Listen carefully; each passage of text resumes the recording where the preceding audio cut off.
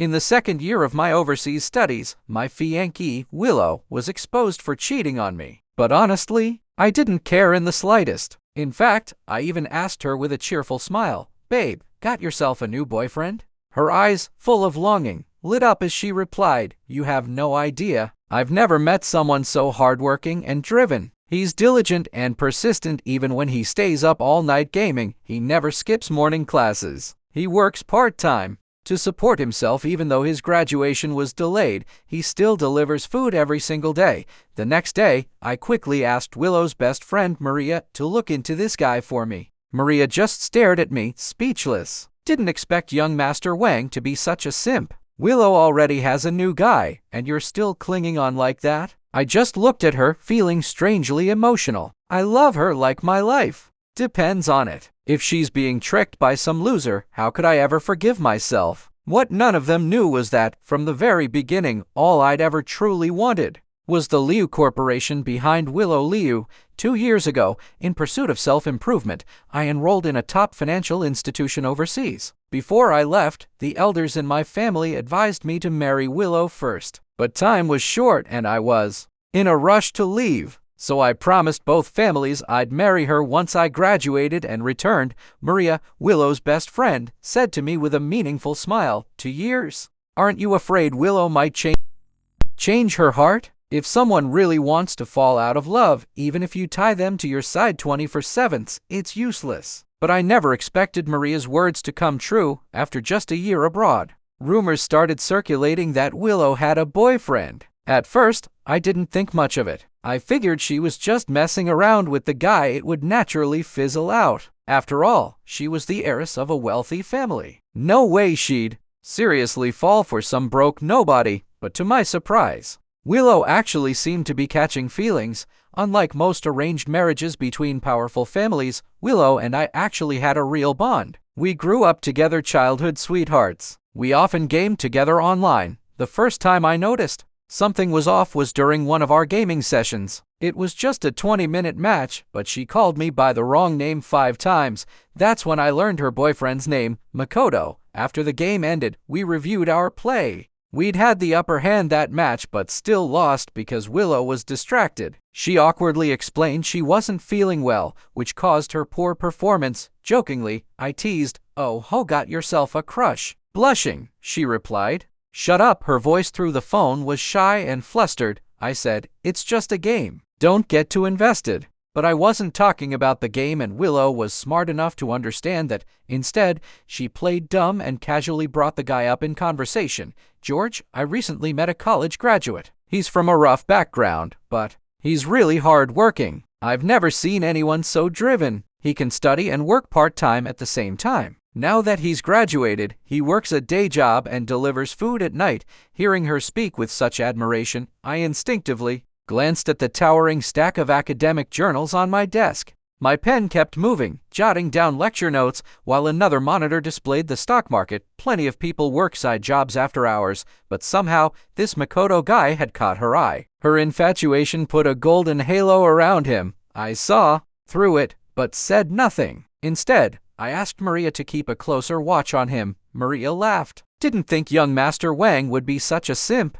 Willow already has a new guy and you're still chasing after her." My eyes stayed glued to the computer screen. With a single click of my mouse, 100,000 yuan landed in my account. I chuckled. If my childhood sweetheart runs off with someone else, where would I even go to cry? Even I didn't believe that line. The truth was simple. I didn't want the Liu Corporation falling into the hands of some random nobody from beginning to end. What I truly wanted was the Liu family empire behind Willow Liu. Only by joining the Wang and Liu families could we create a business empire like no other. Both were indispensable. The year I finally graduated and returned to China, Willow still hadn't grown tired of her new boyfriend. This was the first time she had ever stood me up because of a guy. When I walked out of the airport, the person waiting for me wasn't Willow, it was Maria. She waved at me with a bright, playful smile, her delicate features soft and inviting. "Willow G's boyfriend is sick, so she's taking care of him. Let's go," she said.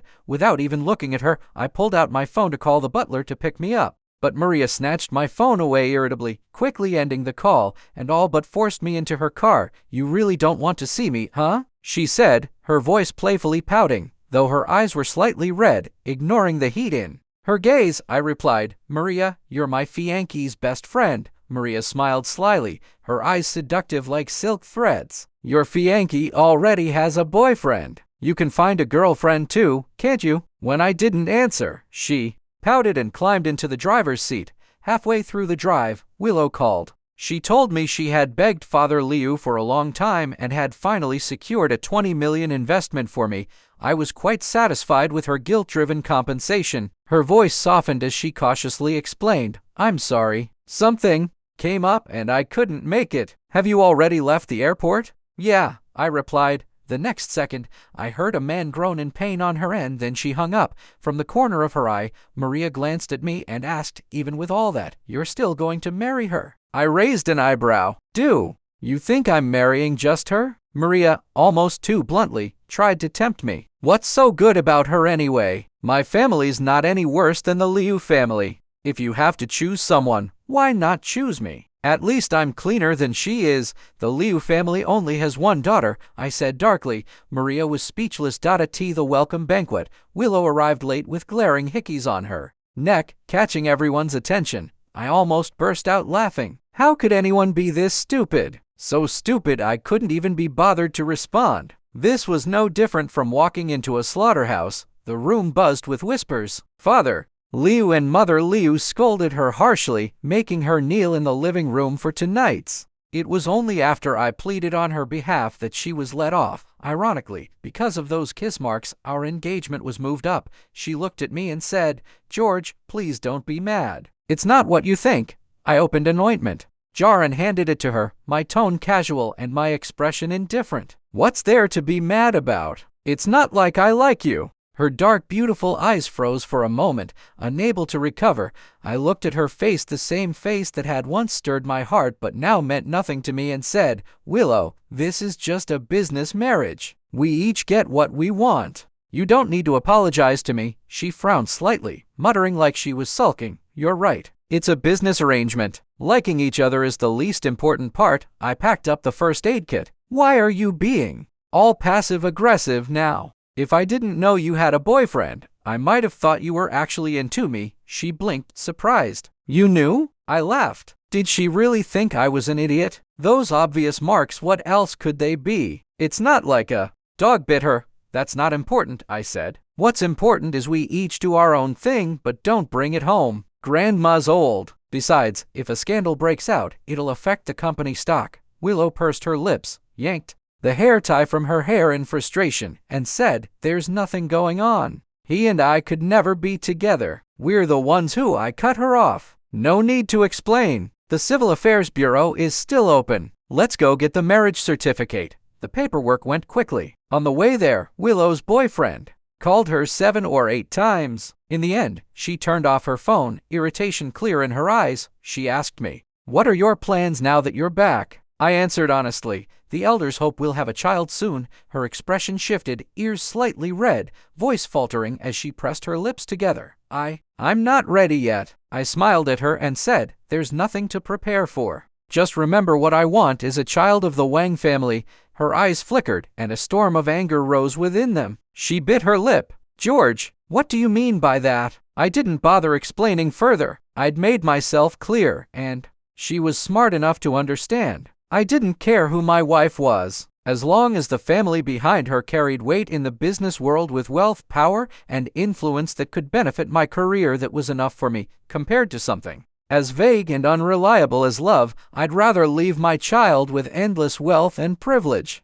As long as they could inherit the legacies of both the Wang and Liu families, they'd never have to worry about anything for generations. While Willow went back to catch up on sleep, I headed straight to the company to complete my onboarding process. As agreed, I took over one of the Liu family's subsidiaries, a company that had been bleeding money year after year. Coincidentally, it sold the same type of products as my own family's business. And Mrs. Liu had handed it to me as a training opportunity, an arrangement both calculated and thoughtful. Having just returned to the country, I needed to produce results quickly, raise my personal value, and secure a firm foothold in this chaotic, cutthroat circle. Just as I got into the car with a stack of documents, Willow's boyfriend appeared out of nowhere, blocking my way. He was dressed in a sharp, crisp suit, but every movement felt exaggerated, like he was imitating the mannerisms of some high-level executive he desperately wanted to become, but clearly hadn't figured out how, especially his eyes on the surface. They were clear like a freshly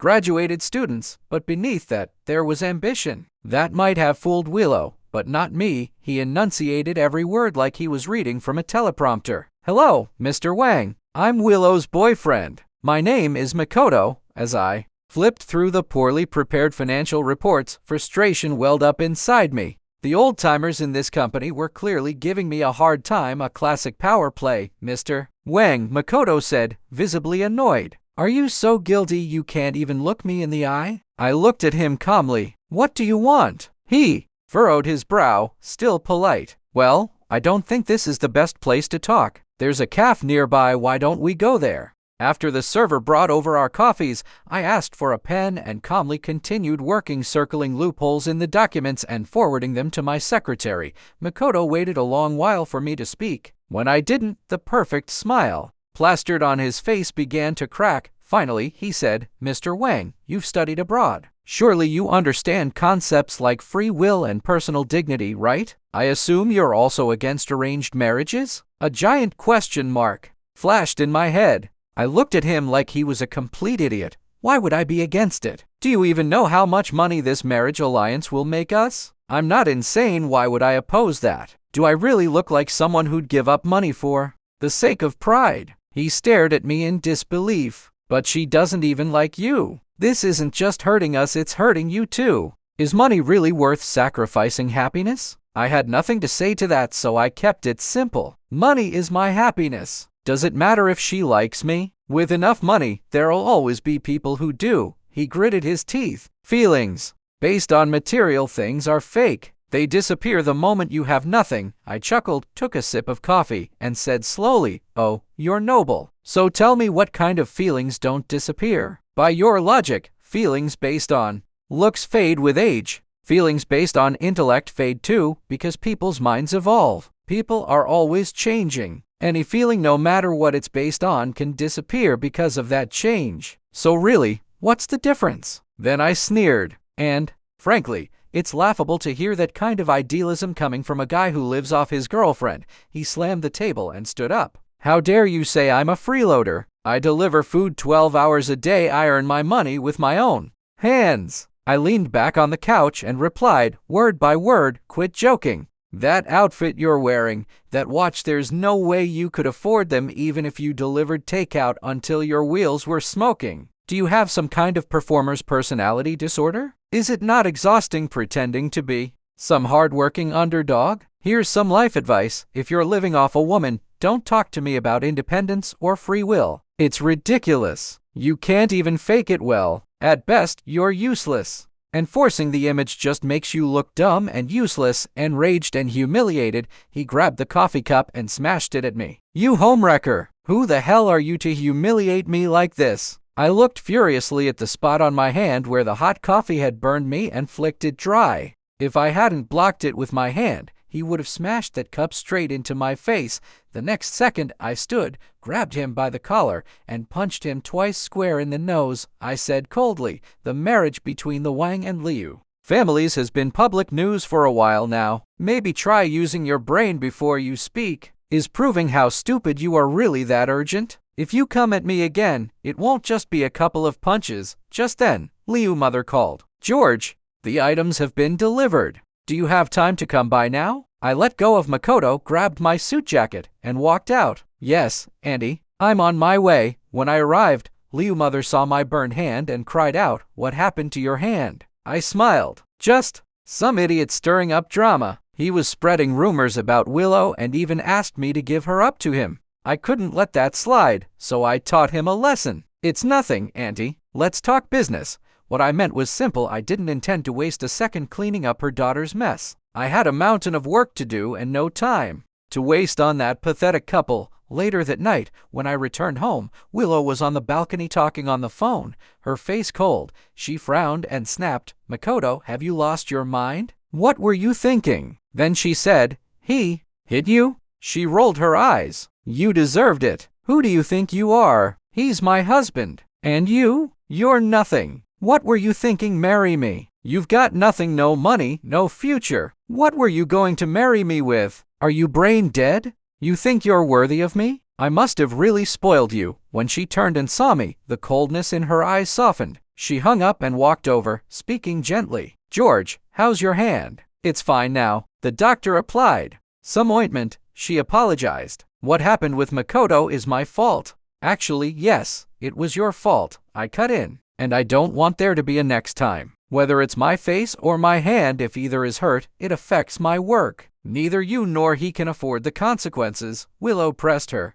lips together and said quietly, "You should rest early. I'll handle the wedding preparations." I opened my laptop and kept working without looking at her. "Keep it simple. I don't have time to plan it. Handle it yourself." Her tone cooled. "George, I have work too." I laughed. "You've got time for romance but no time for a wedding? Then maybe we just don't have one. We're already legally married. The ceremony is just for show." Her eyes reddened as she held back her emotions. "George, are you saying that out of anger, or do you mean it?" I looked up at her, emotionless. "I mean it. Time is money. I don't have time to argue with you. You're not worth it." She turned and slammed the door behind her. Moments later, I heard the sound of a car engine starting outside. Early the next morning, my secretary drove over to pick me up. "Mr. Wang, the funds have been pulled. I've also notified everyone the meeting starts at 8 a.m. Just as I arrived at the entrance, I saw Makoto again, that unwelcome pest. My annoyance instantly ignited. I dialed Willow and snapped, "Are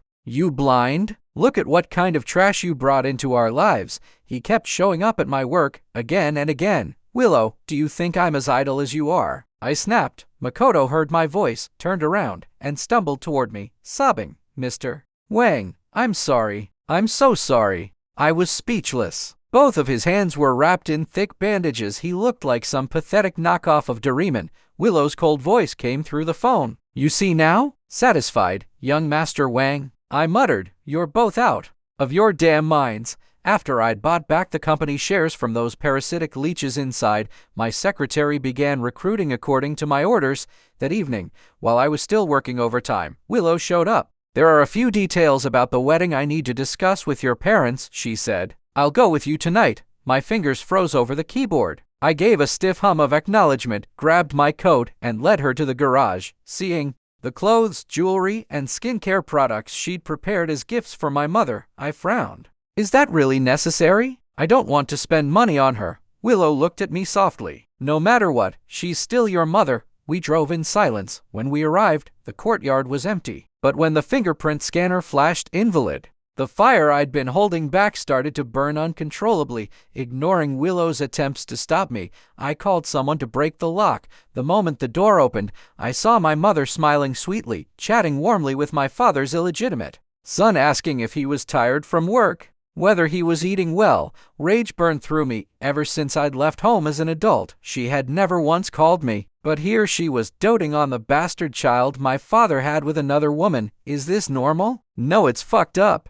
This was my mother we were talking about. I looked at Willow and forced the words out slowly, trying not to sound like some stray dog kicked to the curb. "Let's go. There's nothing worth discussing with them." Willow clutched my arm, righteous indignation in her voice. "This is your home. If anyone should leave, it's him." Sensing the tension, my father sent Martin away. My mother's face twitched with a flash of discomfort, but she quickly forced a smile and came over, saying she'd prepared a little something for Willow. Everything about that place made me feel sick, like I was suffocating. With effort, I patted Willow's hand, still linked around my arm, and said, "I'll wait in the car." But by the time Willow came back down, I'd already gotten into a fight with Martin, my father's bastard son. My maternal grandparents had only one daughter, my mother. She gave up a life as a wealthy heiress, abandoned the childhood sweetheart arranged for her, and ran away with my father. She loved that man so much she nearly died for him and drove my grandmother to an early grave in the process. She never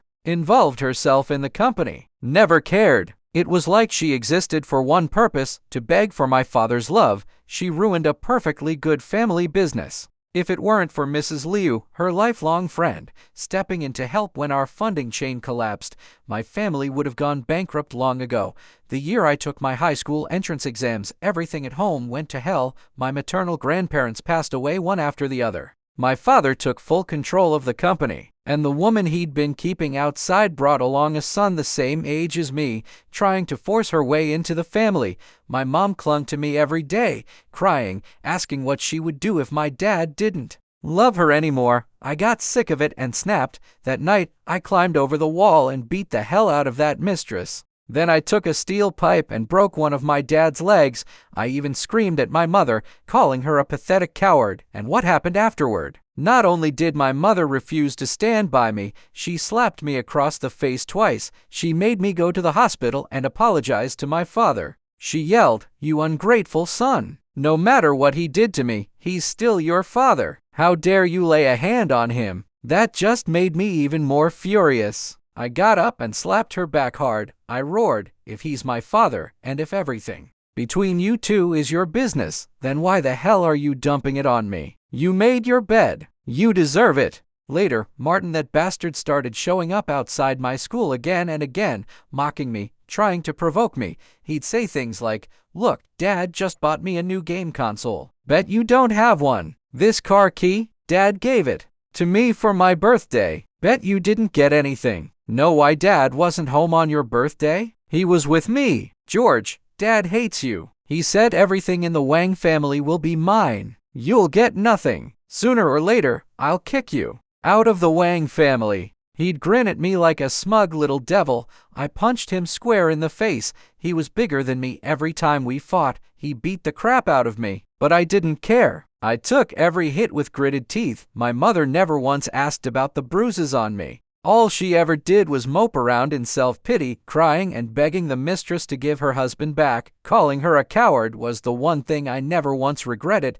Later on, Martin smashed his own head and framed me for it, claiming I'd attacked him. My mom didn't believe me. She cried, signed the papers with my father, and had me committed to a psychiatric hospital. Sometimes I reached a point where I thought I couldn't keep living. Then I'd think, these people, all of them, are still breathing easy. So why should I be the one to die? No, I would keep living. Even if it was just scraping by, I'd live a long, long life, because I haven't buried any of them yet. Martin collapsed to the ground, groaning in pain. I had waited far too long for this day. Staring him down, I said, "All those years abroad, I trained in boxing and hit the gym every single day for this." I smashed his head against the floor, over and over, just like he used to beat me down with his size and strength. Willow rushed over, pulling me back in a panic. She wiped the blood from my hands, murmuring, "That's enough, George. Calm down. For someone like him, why dirty your own hands?"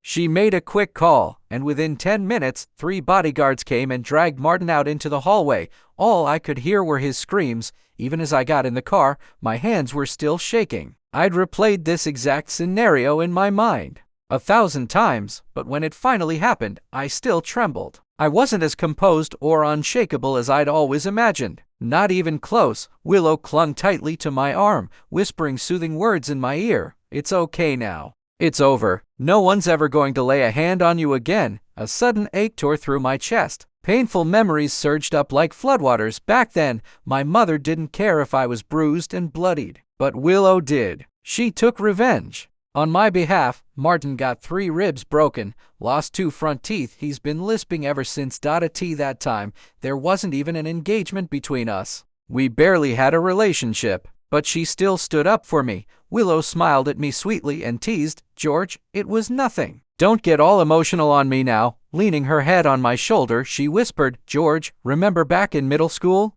Remember how much of a disgusting jerk he was?" And suddenly I broke down. Tears fell uncontrollably. My limbs went numb. I shoved her away with force, glaring at her with hatred. "Willow," I said through gritted teeth, "the most disgusting person was you. There were plenty of people who'd hurt me in my life, but the one I hated most wasn't my father, my mother, or even Martin. It was Willow. Our wedding was a grand affair. Maria was my bridesmaid." In the lounge, she suddenly grabbed my hand and asked, What do I have to do for you to choose me instead? I didn't even blink. My voice was flat. If you can inherit your family's business empire, then we'll talk. She let go of my hand, eyes dropping to the floor, then laughed quietly. You really are a practical man. I didn't bother denying it. She clung to my arm desperately, whispering, I don't care. When you marry again, it has to be me. I ignored her. Maria had been spoiled her whole life. Her mother died giving birth to her younger sibling, and her father remarried quickly and had a son. Everyone knew the truth. The family's heir wasn't Maria. It was going to be her younger brother. While I waited for Willow in the bridal suite, I kept working. Ever since the company's major restructuring, our declining sales had finally started to recover. The next step was revamping our outdated product line and ramping up marketing. Lately, I'd been working past midnight almost every day. I couldn't afford to slack off. Over on the Wang family's side, my mother had already sent Martin to the company to gain experience. After the mistress my father kept outside died in a car crash, my mother personally brought Martin back home, going so far as to declare that from now on, Martin was her own son. Before my grandfather passed away, he split his shares equally between my mother and me. As far as I know, my mother has already given half of her shares to Martin. I've even contacted a Taoist priest, planning to have him come by in a few days to check on her. Maybe she's cursed. Maybe that mistress stole her soul. Willow's older brother died in a kidnapping when she was just 3 years old. From then on, she was the Liu family's only child. They registered her under another person's name, kept her identity hidden at school, and never brought her out in public. When my mother went to the Liu house to thank Mrs. Liu for bailing our family out financially, I was sitting in the car and saw the Liu family's maid chasing after Willow, calling her little princess. That was the day I knew I should start cozying up to the spoiled, temperamental, hard-to-please, pain-in-the-neck girl named Willow in my class. She was often sick, with a bad temper. No one wanted to sit next to her. I dragged my desk over and said, "Don't worry, I'll sit with you." She gave me a frosty look. "Why?" "Because you're pretty." Her ears turned red. "Say something like that again and I'll hit you." I acted like a fool around her, putting on little performances. But she didn't buy it. She'd roll her eyes and say I only knew how to sweet-talk people, then blush when she glanced at the aloof, top-ranked student sitting in the front row. For years, my relationship with Willow was lukewarm. She ignored most of my attempts to please her, though she was slightly more tolerant of me than others. We'd exchange gifts during holidays, and sometimes she'd hide behind her textbook during class to whisper gossip to me. Everything changed after the earthquake at school. I shielded Willow and got seriously injured in the process. Her parents, traditional, old-school, Confucian business people, saw how a promising young man like me ended up half-blind and half-crippled protecting their daughter. The two families had been longtime friends, so they immediately proposed a marriage alliance. Willow's mother held my hand and said, "I know who you are. Willow talks about you often. Back when all the kids isolated her, you were the only one who was kind to her." My family used to be on par with the Lias. But after my grandparents fell ill and my mother brought my father into the company, everything nearly collapsed. Compared to the Lias now, we were worlds apart. If this marriage went through, the paperwork my parents had been preparing to send me to a psychiatric hospital would have to be torn up. The woman my father kept outside would never dream of entering the family. And as for that bastard son who kept provoking me if I was alive, he'd never get a cent of the inheritance. What shocked me was that Willow, proud, spoiled, and always dismissive of me, agreed to the arranged marriage without a fight. During the 6 months I was blind, the Willow who used to nap through class and never take notes suddenly started paying attention to every lesson. She came to the hospital every day to tutor me, feed me, and tell me school gossip. She, who used to be so cold, began to soften. Our relationship developed quickly. More than once, I caught glimpses of something tender in her eyes, words she wanted to say but didn't. I was drawn to her background. I had my own agenda. My motives were never pure. I gambled everything, even my health, to carve out a path for myself. If I wanted to match someone like Willow, I needed merit and value that would make her parents proud, not just tolerant. Once I recovered, I went insane with studying, barely sleeping, barely eating. When the college entrance exam results came out, I outscored Willow by over 200 points. The Liu family held a celebratory banquet for me and publicly announced that I would be their future son-in-law. They held my hand proudly the entire time as guests offered their praise. For university, I chose a top economics and finance program. After graduation, I went abroad to continue my studies. Willow's parents were workaholics but never neglected their home. They were unusually loving and attentive.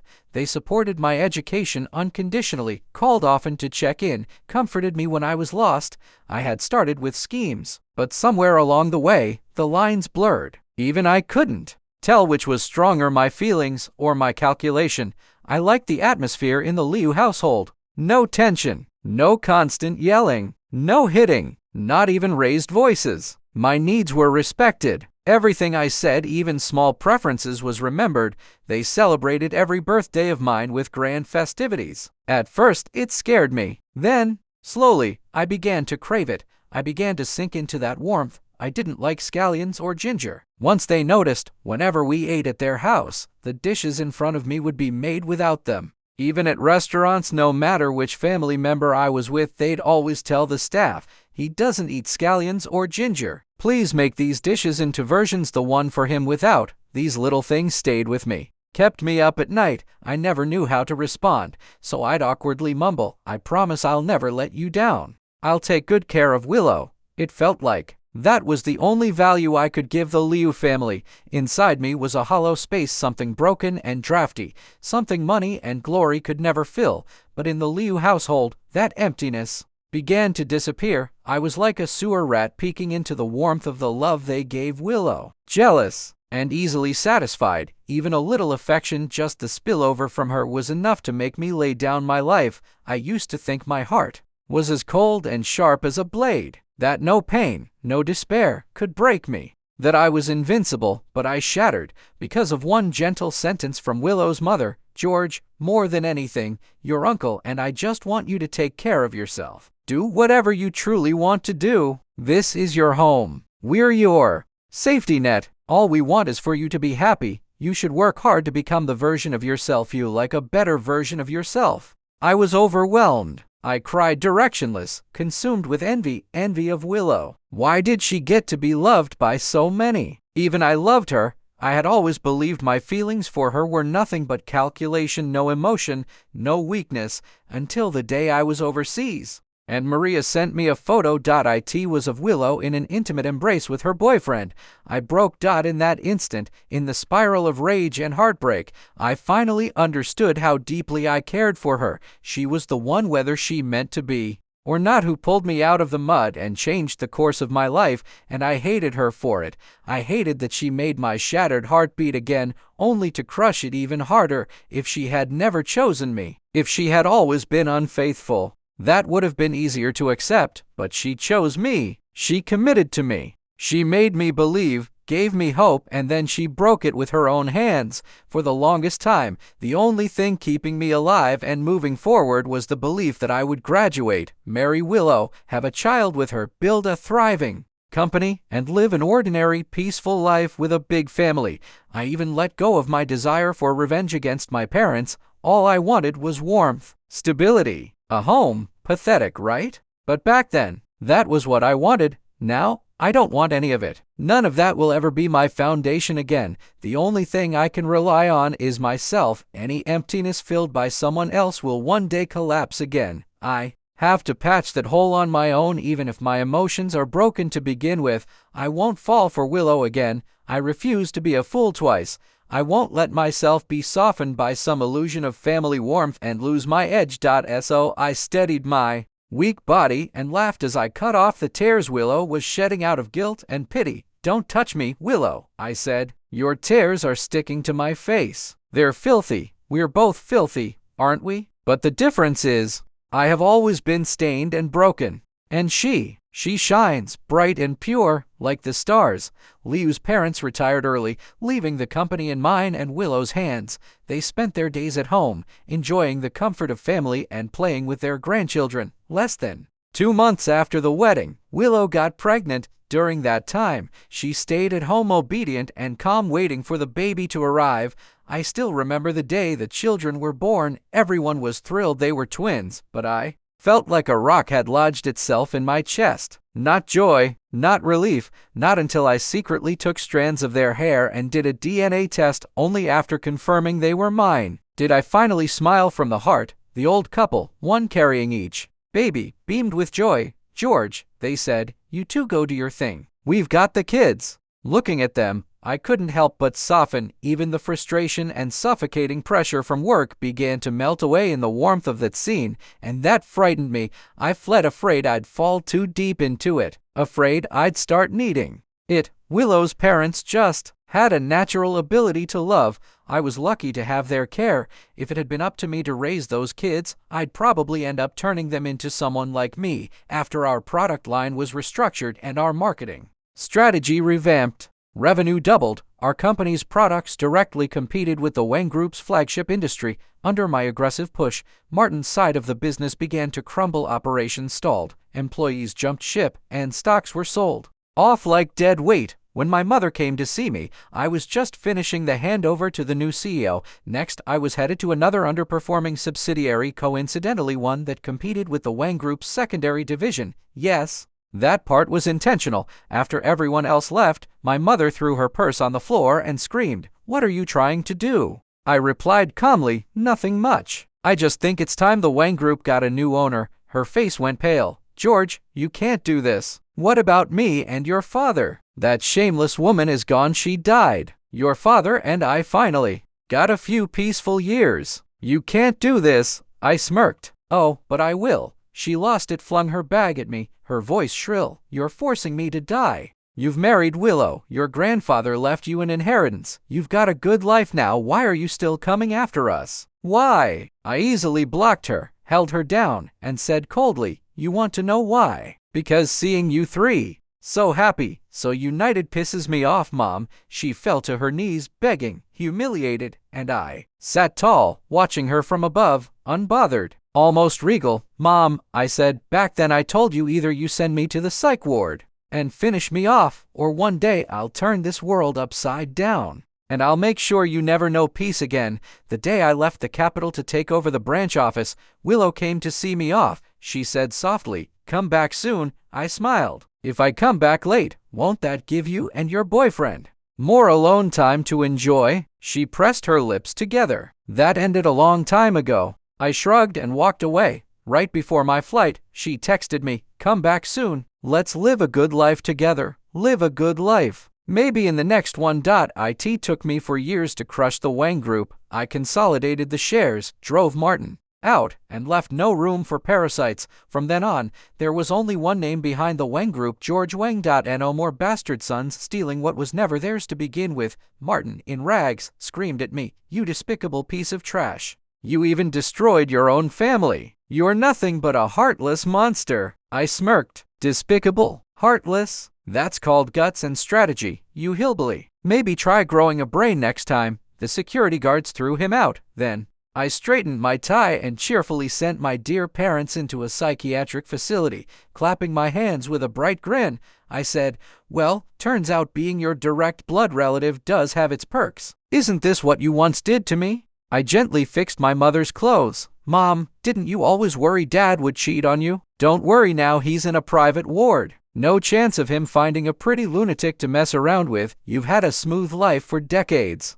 Spent half your years being a lovesick fool. You were so used to getting your way, you forgot how to think. You got to act insane and be happy about it, and I was the one who had to suffer through all those years.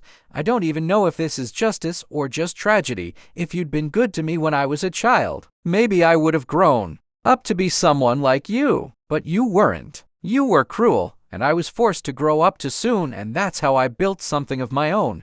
So really, Mom, I don't know if that was a blessing or a curse, but it doesn't matter anymore. I survived. And now it's your turn to suffer." Makoto tried to contact me again. I blocked his number.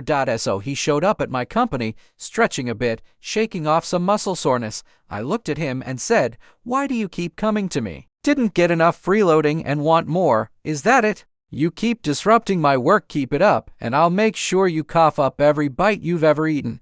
Makoto stared at me, searching my face for even the slightest flicker of emotion. Then he smirked and said, "I came here to tell You those two kids of yours? They're mine. I yawned, scribbled down Liu mother's phone number, and handed it to him. That's my mother-in-law's number, Willow's mom. Go talk to her. See what she thinks about that. He gripped the paper tight. You really don't care? I spread my hands and gave him a slow, amused smile. If you're hell-bent on destroying yourself, I've got no reason to stop you. He let out a cold laugh. Fine. Let's see. Who laughs last? That evening, I came home carrying 2 oversized stuffed animals. A little boy and girl came running up, throwing themselves into my arms. Daddy, Daddy, you're home. Mommy almost got beat to death. I chuckled, watching them struggle to carry plush toys bigger than they were, panting behind me. Stay out of grown-up stuff. Take your sister to the basement and go play with the dolls. The boy stood up straight and saluted. Yes, sir. Dad. Mission accepted. Willow's face was swollen from the slaps. She choked out. I never slept with him. Liu mother was trembling with rage. If you didn't cheat, then why the hell is he saying those kids are his? Willow screamed. I really didn't sleep with him. The kids are George's. If you don't believe me, we can do a DNA test. Just before Willow was about to be beaten to death, I finally stepped in. I believe her, I said. Only then did the storm die down. Willow had to be hospitalized. Her injuries were too severe. After she was discharged, I began sleeping in a separate room. Work had piled up. The Wang family's business was finally back in my hands, and there was everything to rebuild. I was working around the clock, barely holding myself together, when Willow came into my office. She blurted out, I swear I never slept with him. I only helped him out financially because I was angry at you. I wanted to provoke you. I wanted to see if you'd care, if you'd react. But you didn't. You were cold. Just like Martin said from the start, you never really cared about me. You only approached me because of the Liu family. I looked up from my computer. Honestly, Willow, if you hadn't brought all this up, I would have completely forgotten about whatever we had. Work's been so overwhelming I barely have time to remember any of that, and Martin's right. I did come to you with an agenda, and I still don't understand you people always going on about how love should be about the person, not what they have. Tell me, what even is a person? What's this so-called true self you're supposed to love? I'm not asking you this because I expect an answer. What I want to say is, how can anyone truly know what's inside another person? What you see, what you feel, it's always someone's outward appearance, their behavior, actions, expressions. At best, these reflect a person's personality, values, or education, but none of those equal someone's essence. And if something can never be truly known, how can you base love on it? That's why love is always for the surface, the exterior. There is no such thing as falling for someone's true self. That's a fantasy. I couldn't have loved you for no reason, Willow. That kind of thinking is absurd to me. I've always believed people only stick together when their interests are deeply bound. I let out a soft sigh. Willow, I'm sorry. No, I didn't fall for you. Not for who you are deep inside. But I did save your life. Can't we at least get along as family from now on? You're a good mother. The kids adore you. I was trying to reason with her. Given my current position, a divorce scandal was something I couldn't afford. The company stock would nosedive overnight. Her lashes lowered, her voice hoarse and trembling with emotion. George, we're supposed to be lovers. Family has its own place, but I'm supposed to be the one you love. I lit a cigarette and looked out at the $1,000,000 fortune tree by the window. I said gently, let's just make do, Willow. So many married couples live with polite distance. At the very least, we're both capable business people. We shouldn't be crying over love. We need to pull ourselves together, work hard, and build more for our children. Think about those useless parents who always pin their hopes on their kids becoming successful. We won't be like that. We'll become the success ourselves. We'll be the dragon and phoenix they look up to. Just like that, I wiped away all the sadness in the room with my motivational speech. I talked so much I was parched. Even if it's just for the kids, Willow, don't you think it's worth it? She turned her face away, refusing to look at me, drowning in her own emotions. I got tired of coaxing. All right then, I'll get back to work. When you're done crying, go check on the kids. We've got a meeting first thing in the morning. Don't let personal drama affect your job. Right then, the housekeeper Lisa came in with tea. Seeing Willow crying so hard, she began stomping her foot in frustration. Madam, if you're going to cry, go back to your own room. Don't disturb the young master's work. You're grown, but you're acting like a child, haven't learned a damn thing. I secretly gave Lisa a mental thumbs up. Gotta give my mouth double a raise later. Now back to work. Let's go. Another day of hustling to make money for the kids.